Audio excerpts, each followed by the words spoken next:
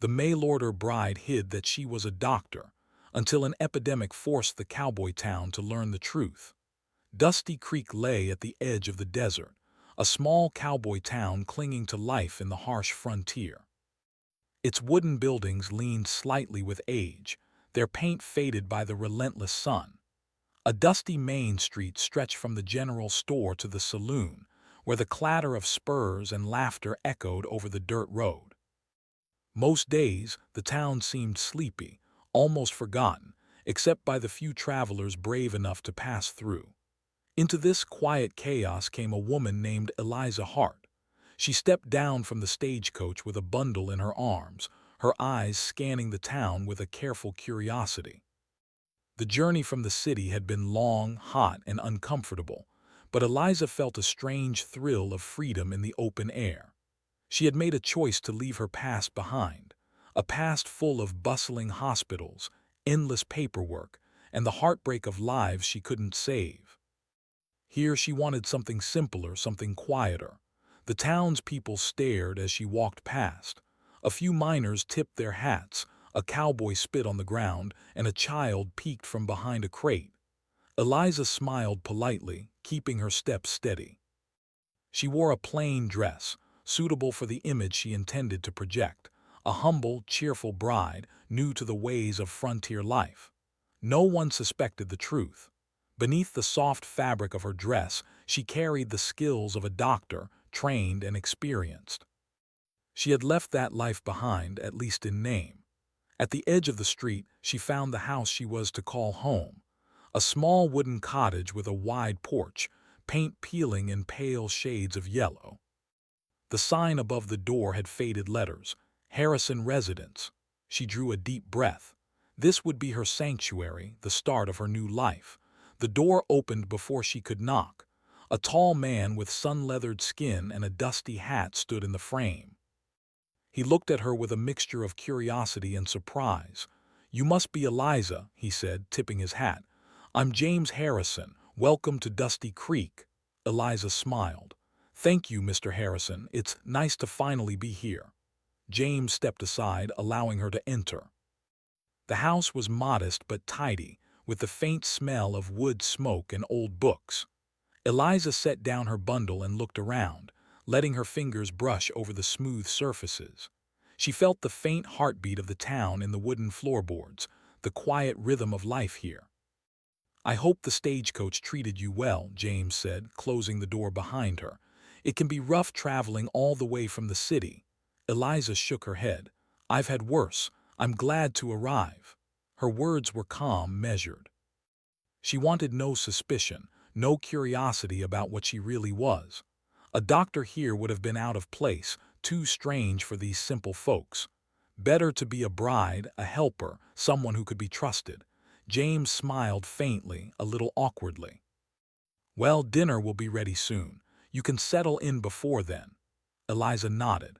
She wandered through the small cottage, noting the simple furnishings: a wooden table, a few chairs, and a stove that looked like it had seen decades of service.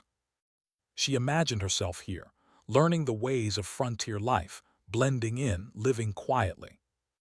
And yet, even as she planned, her mind could not stop racing with medical possibilities.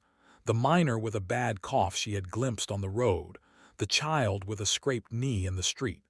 Small things, little hints of need she could feel even from a distance. Outside, the town continued its slow hum. Dust rose in lazy swirls carried by the wind. Cowboys rode slowly past, tipping their hats as they passed her window. Children ran with bare feet, laughing and shouting. Eliza watched, feeling both excitement and a twinge of nervousness. This was her new life, yes, but one wrong move, one slip of knowledge, and the town might see her as an outsider, someone too clever, too different. By evening, Eliza had unpacked her belongings and arranged her small bedroom with care. A quilt on the bed, a few personal items on the dresser, and her medical kit hidden neatly in a box under the floorboards, just in case. She wanted to be ready, but invisible. She wanted to observe first, to understand the town before revealing any part of herself. Dinner was a quiet affair. James had prepared a simple meal: roast chicken, corn bread, and fresh vegetables from the garden. The food smelled comforting, hearty, and honest. They ate on the small table, Eliza taking care to compliment the cook. The words came naturally, but she noticed the small glances James cast at her, the curiosity in his eyes. "You'll find Dusty Creek unusual at first," James said after a moment, breaking the silence. "People can be a bit rough around the edges, but they have hearts of gold." Eliza nodded, smiling. "I hope to learn from them and maybe help where I can." The words were carefully vague, a promise of kindness without revealing the depth of her ability. After dinner, she stepped out onto the porch. The sun was setting, painting the sky in shades of orange and pink. The desert stretched endlessly beyond the town, vast and mysterious. For a moment, she let herself imagine life here: quiet mornings, simple chores, friendships built slowly. She let herself hope for peace. But even as she dreamed, a faint cough carried on the wind caught her attention. It came from the far side of town, near the miners' cabins. She froze, listening. It was weak, raspy, almost desperate. Something in her instincts stirred, the part of her trained to notice illness, pain, and distress. She clenched her hands, fighting the urge to rush forward. Not yet, she told herself. She had to wait, observe first. Night fell over Dusty Creek, and the town settled into its slow rhythm. The wind whispered through the streets, carrying dust and the distant lowing of cattle. Eliza stood on the porch a little longer, feeling both a stranger and a protector, a woman with secrets she dared not reveal. She didn't know it yet, but her skills, the very thing she hid, would soon become the lifeline of Dusty Creek. In a few short days, her quiet life as a simple mail-order bride would collide with the harsh reality of frontier danger, testing her courage, intellect, and compassion in ways she had never imagined. For now, she took a deep breath, watching the stars emerge in the wide desert sky. She felt the pulse of life in this rough little town, a rhythm that matched her own. She was ready to begin, ready to hide in plain sight, ready to discover whether Dusty Creek would ever need the woman she truly was. And somewhere in the dusty streets and wooden buildings, life was stirring. Not yet a storm, but a whisper of change. One that would soon make the town remember the name Eliza Hart for far more than being a bride. Dusty Creek awoke slowly, as it always did, to the sound of roosters crowing and the wind rattling against the wooden buildings. The sun poured across the desert in harsh golden light, reflecting off the roofs and warming the dusty streets. Eliza Hart stood on her porch, sipping a cup of tea, listening to the quiet rhythm of life. It was peaceful, but she could sense the faint tension that always lingered in small towns where everyone depended on everyone else. The day began with small routines.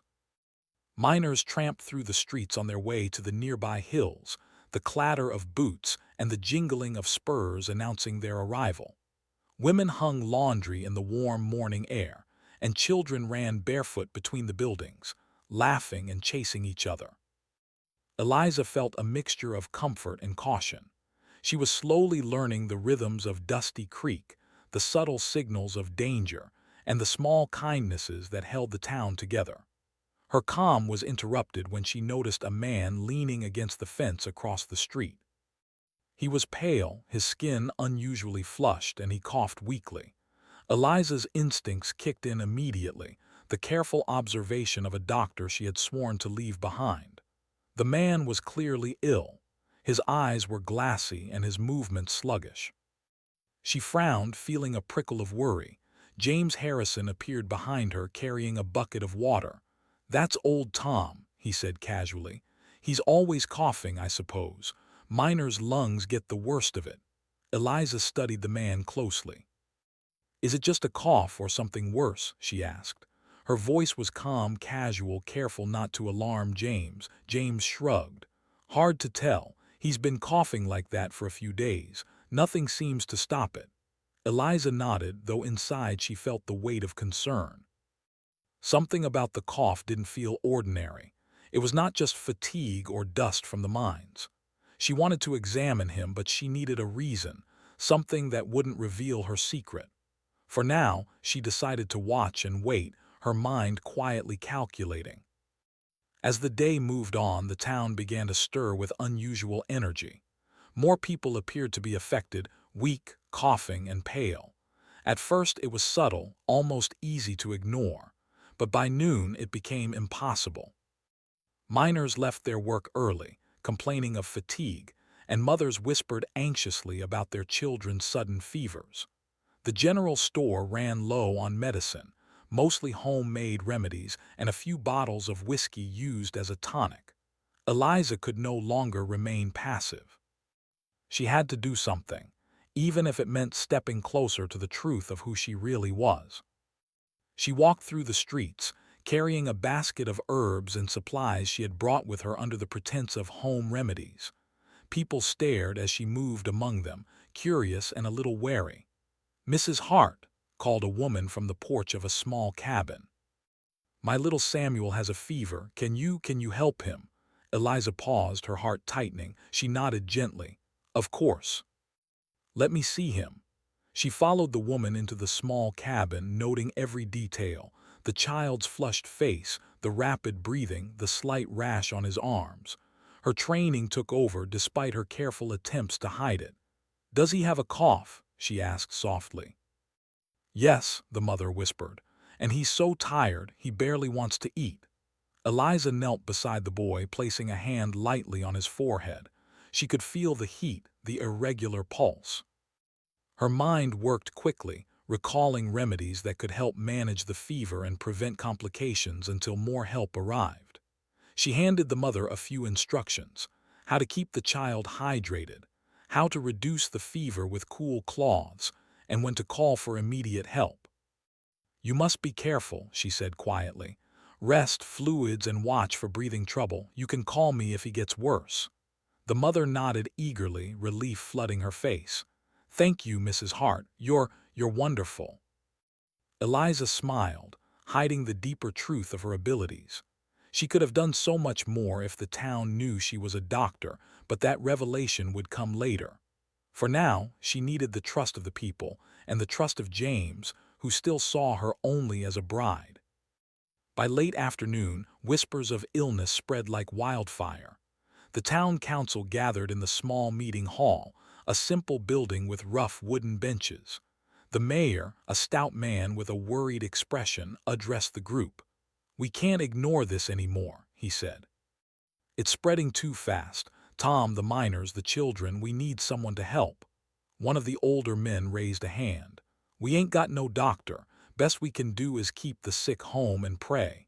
Eliza felt a pang of frustration. Prayer could only do so much.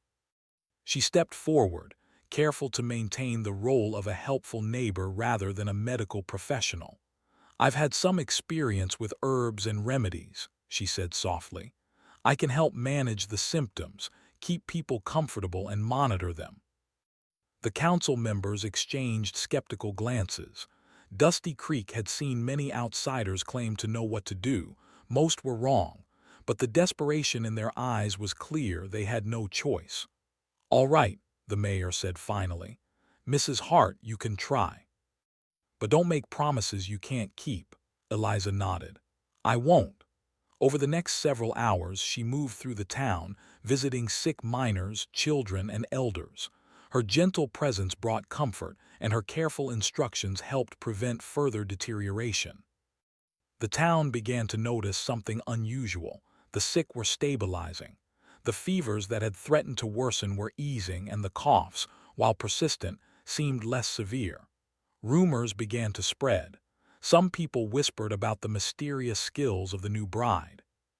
How did she know so much?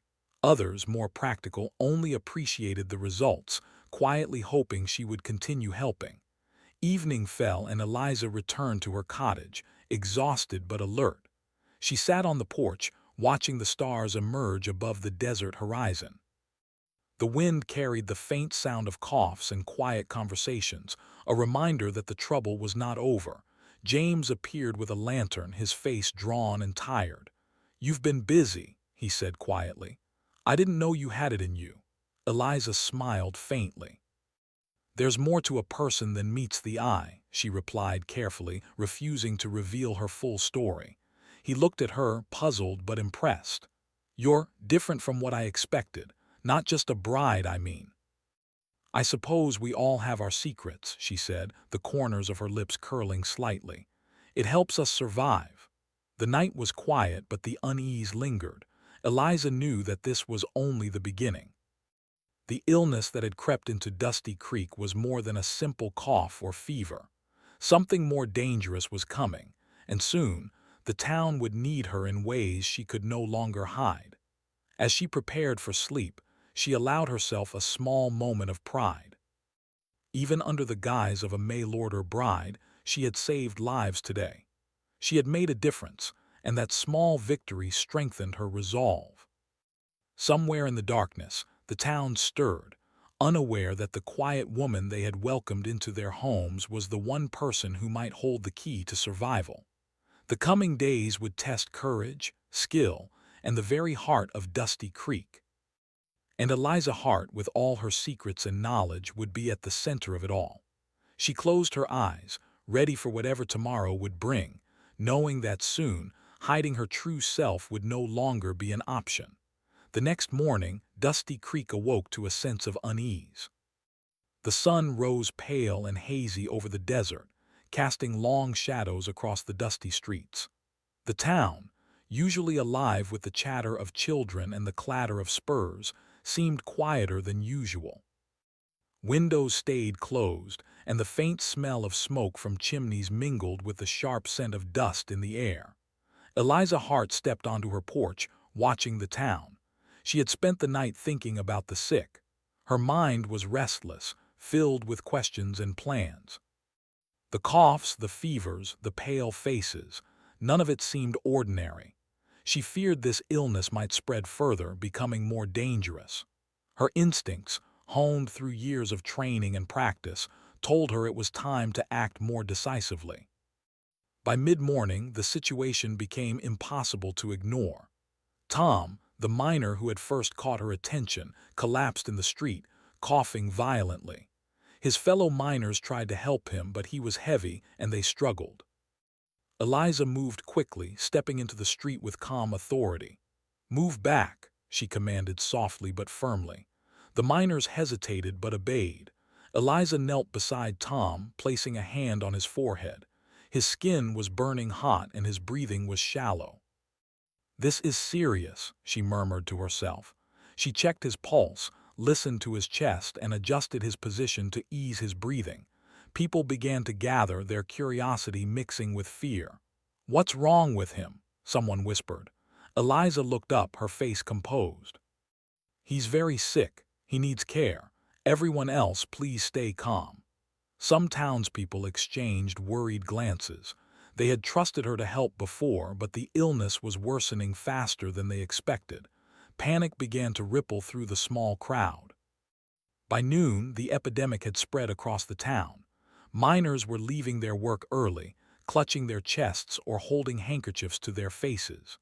Children sat listlessly on doorsteps, their mothers fanning them with cloths. Even the older men, hardened by years of life in the harsh desert, were pale and weak.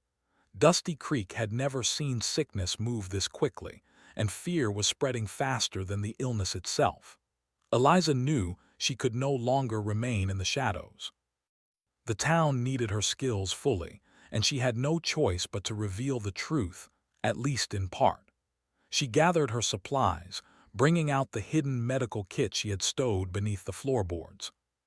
Bandages, herbs, bottles of tincture, and a few instruments basic, but enough to manage the initial cases. "People of Dusty Creek," she called, stepping onto the porch with the kit in her hands.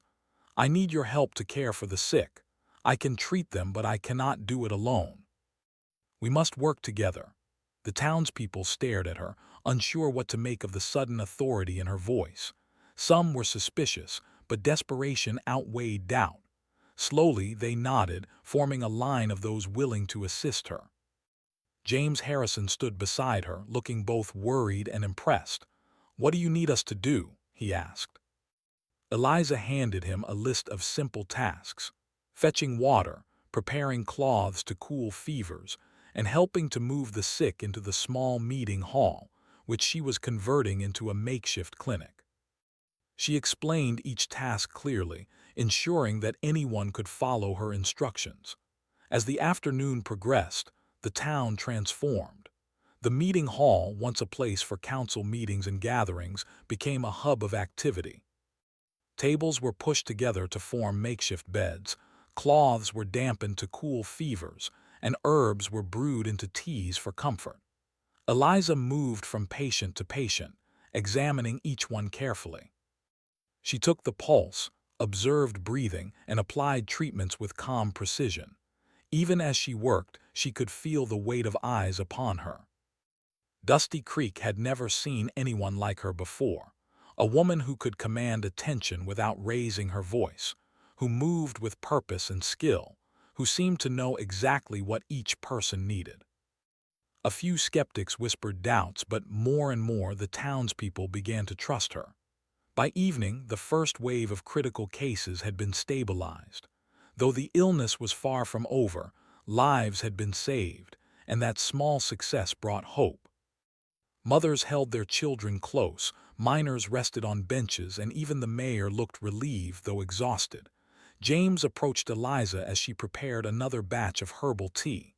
I had no idea," he admitted, his voice low. "You're a doctor, aren't you?" Eliza paused, looking at him. Her heart thumped. Revealing the truth was risky, some might feel betrayed, but it was necessary. "Yes," she said quietly. "I am. I trained and worked in the city hospitals. I've kept it hidden because I wanted a quiet life here. But this illness, it forced my hand." James studied her for a long moment, then nodded slowly. "Well, I suppose we need you now more than ever. Thank you for staying." Eliza gave a small, tired smile. "We will get through this, but everyone must help. The town must work together, or more people will fall ill." The night fell, and Dusty Creek was transformed into a town that no longer slept. People moved quietly through the streets, fetching water, assisting the sick, and following Eliza's instructions. The sound of coughs and quiet moans filled the air, mixed with murmurs of encouragement. Eliza worked tirelessly, her hands moving with precision. She cleaned wounds, applied poultices, and brewed teas. She instructed mothers on how to care for their children, guided miners to rest and drink fluids, and coordinated efforts to prevent the illness from spreading further. Every life saved, every small improvement, strengthened her resolve. By midnight, exhaustion weighed heavily on her. Her hands were sore, her eyes strained, but she refused to rest. She made her rounds one last time, checking on the most critical cases. Tom, the miner who had collapsed first, was sitting up slightly, his breathing steadier. The boy, Samuel, was sleeping more comfortably. A sense of cautious relief washed over her. The town had begun to see her in a new light, not just as a bride, but as a protector, a healer, and a leader. Whispers spread through Dusty Creek. The woman they had welcomed into their homes was extraordinary. Her presence brought hope in the face of fear, and for the first time, the town felt that the epidemic might be stopped. Still, Eliza knew this was only the beginning. The illness would not yield easily, and Dusty Creek was vulnerable. She had revealed her secret, but now she had to prove that her skills could meet the challenge. The coming days would test the courage, ingenuity, and spirit of everyone in the town. As she finally returned to her cottage, her body aching, she paused on the porch, looking at the stars twinkling above the desert. The wind carried a faint scent of sage and dust, and the quiet night seemed almost peaceful compared to the chaos of the day. She allowed herself a moment to breathe, to reflect on the lives she had saved, and to prepare for what was to come. Dusty Creek had faced hardship before, but never like this. And Eliza Hart, the mail-order bride with secrets, was at the heart of it all. She had stepped into a role she had tried to leave behind, and now there was no turning back. The town needed her fully, and she would rise to the challenge. For the first time since arriving, Eliza felt the deep bond of community, the pulse of life in Dusty Creek, the resilience of ordinary people, and the extraordinary strength that emerged when they worked together. She had found her purpose, and the town, whether they realized it yet or not, had found their savior. Dusty Creek had changed. The sun rose over a town that no longer moved as it once had. The streets were quieter, the children stayed close to their mothers, and even the cowboys who once roamed freely now carried a quiet tension in their steps. The sickness had not spared anyone, and the epidemic had grown worse, testing the town's strength and patience. Eliza Hart stood on her porch early that morning, looking out over the town. The wind carried dust in swirling patterns across the streets, but more than dust, it carried fear. Every cough, every pale face reminded her of the lives still at risk. She adjusted the basket of supplies she carried, filled with bandages, herbs, and homemade medicines she had prepared overnight. She knew that today, more than any day before, the town would depend on her guidance. But she also knew she could not do it alone. The people of Dusty Creek had to rise to the challenge, to take responsibility alongside her. Eliza walked down the street, her boots crunching on the dry dirt. The first person she met was Samuel's mother, carrying her child gingerly in her arms. The boy was sweating heavily and weak but still alive. "He's not getting worse," she said quietly. "Your care is helping." The mother smiled faintly through her worry. "I don't know how to thank you, Mrs. Hart. I was so scared." Eliza placed a gentle hand on her shoulder. "Keep watching him. Make sure he drinks fluids, stays rested, and keeps cool. You are helping him just as much as I am. Never forget that." Word of her praise spread quickly. People began to understand that they had a role to play and that their efforts, no matter how small, mattered. Eliza moved on, visiting the miners' cabins. There, a small group of men had taken to helping one another, cleaning bandages, bringing water, and keeping the weak comfortable. Their faces, usually hard and indifferent, now carried determination.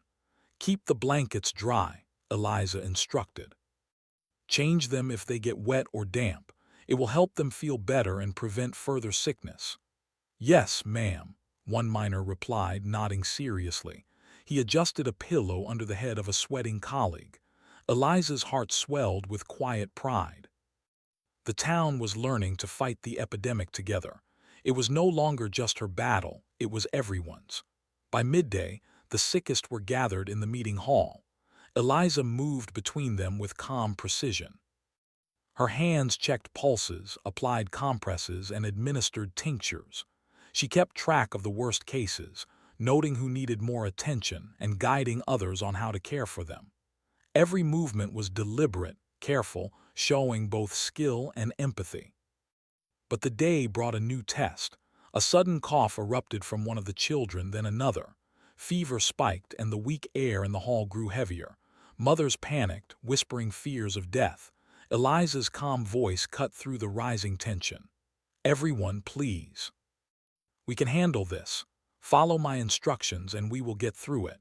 Her words carried authority, and slowly the room obeyed. Mothers dampened cloths, handed water, and comforted their children. Miners moved the sick into positions that eased their breathing. Eliza applied treatment swiftly but carefully, her mind calculating the next steps even as she worked. Hours passed. The epidemic showed no mercy. Some cases worsened despite every effort. Eliza worked tirelessly, but exhaustion crept over her body, her muscles aching, her mind straining to stay sharp. Still, she refused to stop. Every life saved was worth the effort, and every small improvement strengthened her determination. The townspeople began to notice her human resilience, her tireless effort, her unwavering calm, her ability to find solutions when resources were scarce. Children who were too sick to stand were soothed by her presence. Parents, initially skeptical, now followed her instructions without hesitation.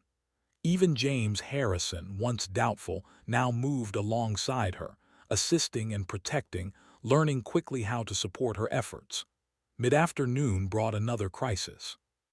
One of the miners, a man named Henry, began to show signs of severe difficulty breathing. Panic swept through the hall. People didn't know what to do. Eliza knelt beside him, placing her hand on his chest, listening carefully. He's having trouble breathing. We need to clear his airways and keep him calm. Everyone step back and give him space. Her instructions were precise. She guided James and a few miners on how to help without harming him, showing patience and authority. Slowly, carefully, Henry's breathing eased. The room held its collective breath until he stabilized, and then, relief spread like sunlight breaking through clouds. The townspeople's admiration grew. They had seen what they feared most, the possibility of losing someone, and watched as Eliza, with skill and courage, brought him back from the edge. The epidemic was still a threat, but hope had returned, and humans are strongest when they fight together. Evening approached and the desert sun sank low. The town was still tense, but the cooperation between Eliza and the residents had created a rhythm. They moved like a single organism, caring for the sick, maintaining cleanliness, and preparing food and water. It was hard work, but the town had begun to believe they could survive this. Eliza allowed herself a brief moment of rest on the porch of her cottage. She looked out at the streets of Dusty Creek. Men and women worked quietly, their movements steady and purposeful. Children, though weak, were calmer now, comforted by their parents and the care they had received.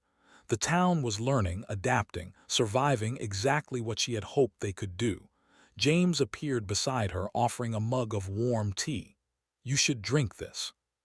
You've been at it all day." Eliza shook her head gently, refusing. "Not yet, I need to check on the others." He frowned, concern etched in his features. "You've done enough. Let someone else help for a change." Eliza smiled faintly. "They are helping, James, that is the point.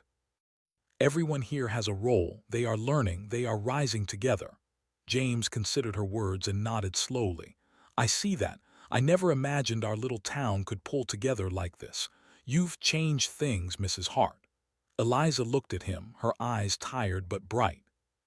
"We are only at the beginning. The illness is not gone, but if we continue like this, we can survive. We must stay vigilant, stay united, and support one another." Night fell fully over Dusty Creek.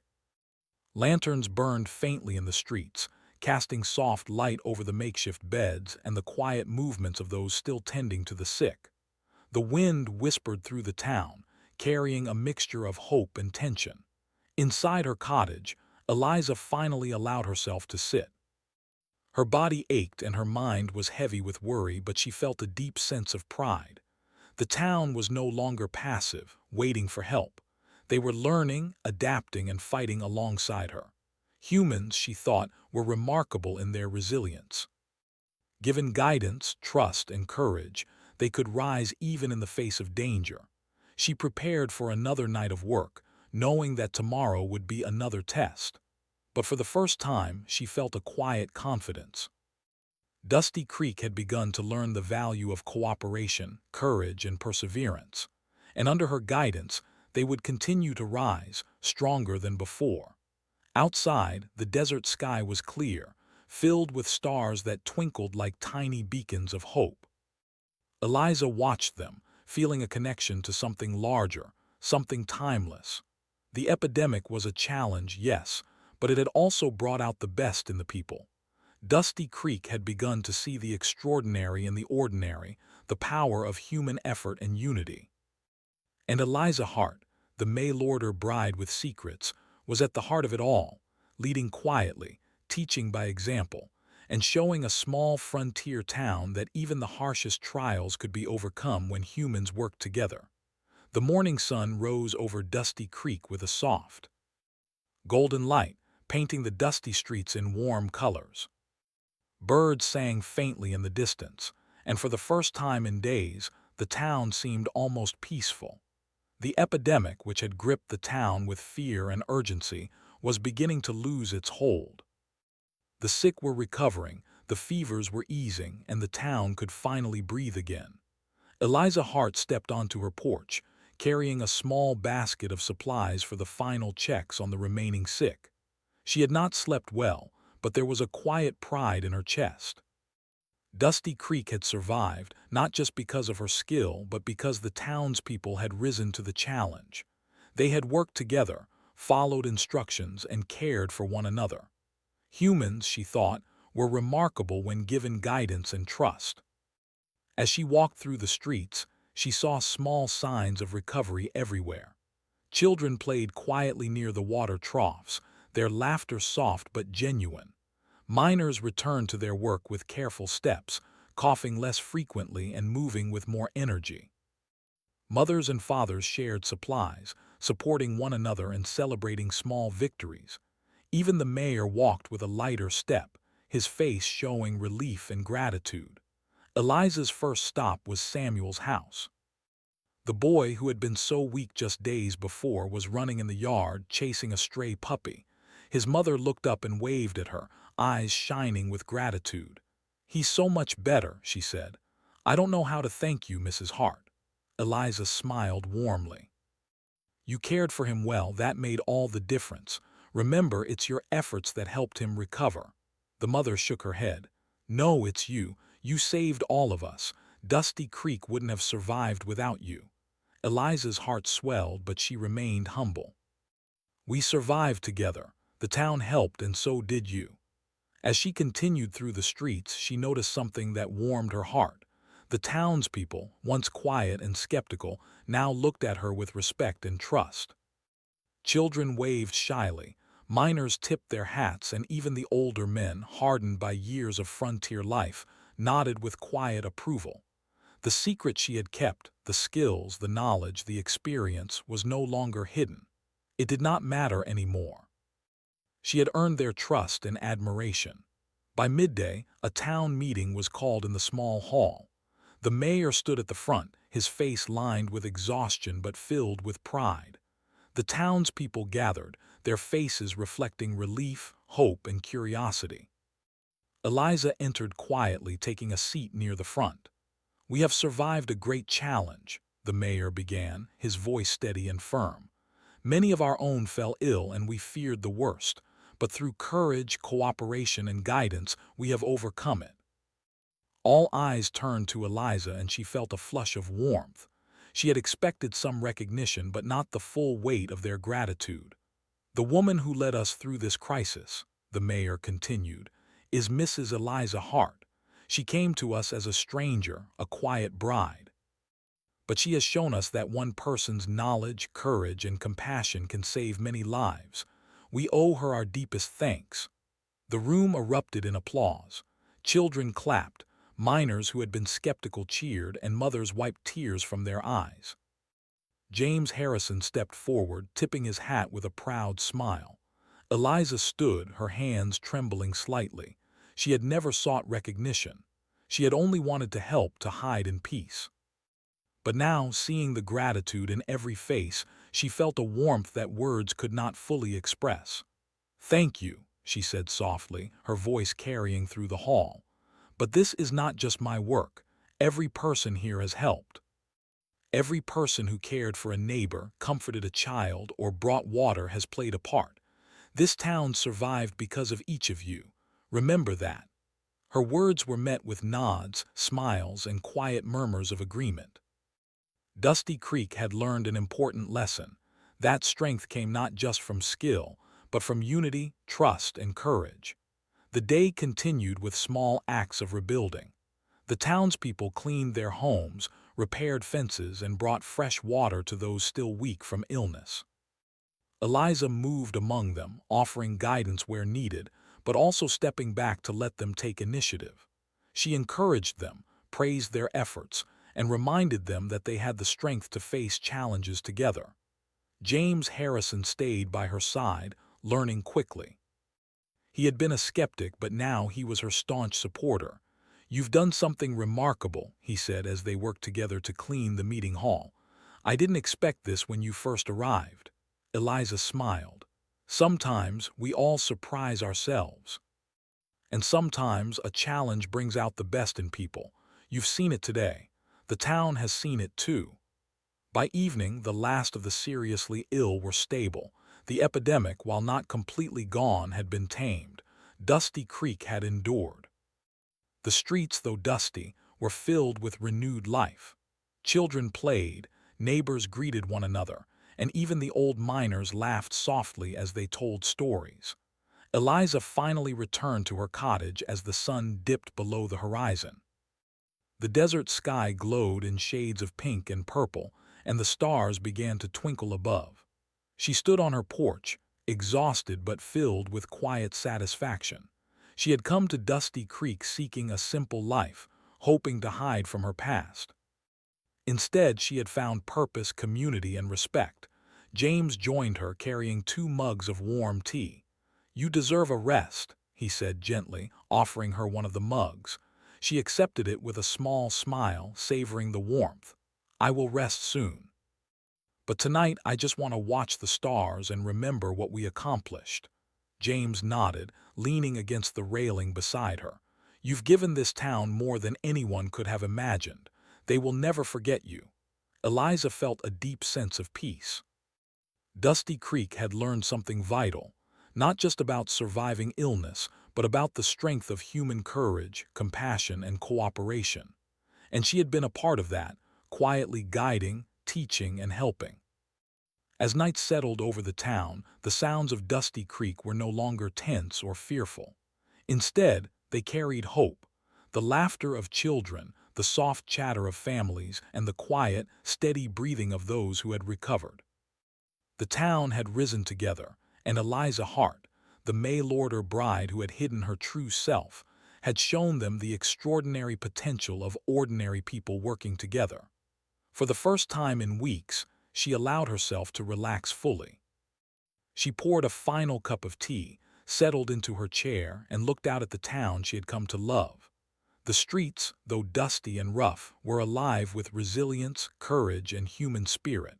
Eliza Hart had found more than a new home. She had found a family, a community, and a purpose.